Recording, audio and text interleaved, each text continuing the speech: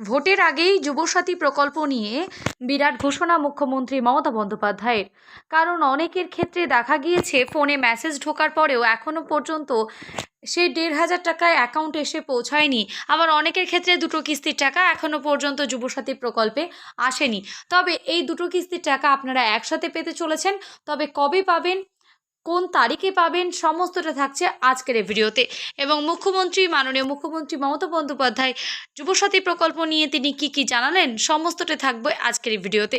তার জন্য ভিডিওকে স্কিপ করবেন না, প্রথম থেকে শেষ পর্যন্ত দেখতে থাকুন। ভিডিও ভালো লাগলে অবশ্যই লাইক করবেন, সাবস্ক্রাইব করে চ্যানেলটির পাশে থাকবেন। নিত্য রকম আপডেট ভিডিও পাওয়ার জন্য পাশে থাকা বেল আইকনটি অন করে রাখবেন।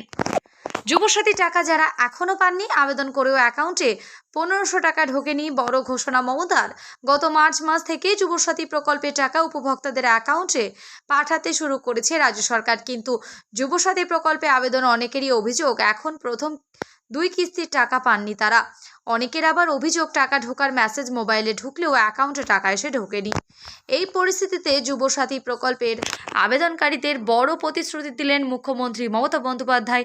মঙ্গলবার উত্তর ২৪ পরগনায় বনগাঁয় ভোট প্রচারে গিয়ে মুখ্যমন্ত্রী দাবি করলেন যে আবেদনকারীরা এখনও পর্যন্ত যুবসাথী টাকা পাননি, প্রত্যেকে সেই টাকা পাবেন।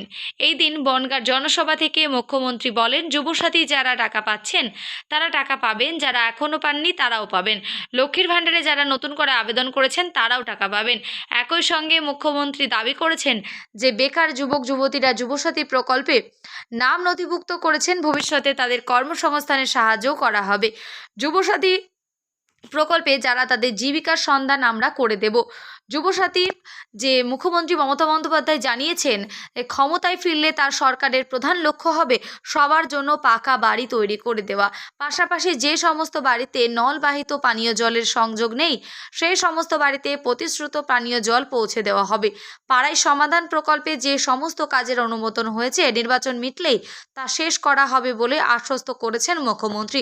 আশা করি আপনাদের আমি সমস্তটাই বোঝাতে পারলাম যে যারা লক্ষ্মীর ভাণ্ডার নতুন আবেদন করেছেন তাদেরও কিন্তু ভোটের আগেই আপনাদের ১,৫০০ টাকা ঢুকে যাবে, বা ১৭০০ টাকা যারা SC/ST রয়েছেন তারাও পেয়ে যাবেন।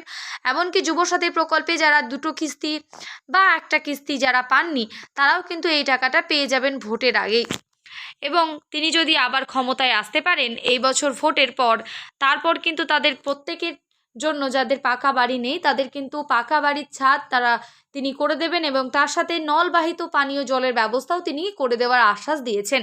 আশা করি আপনাদের সমস্তটাই বোঝাতে পারলাম মুখ্যমন্ত্রী মমতা বন্দ্যোপাধ্যায় যেটা জানিয়েছিল।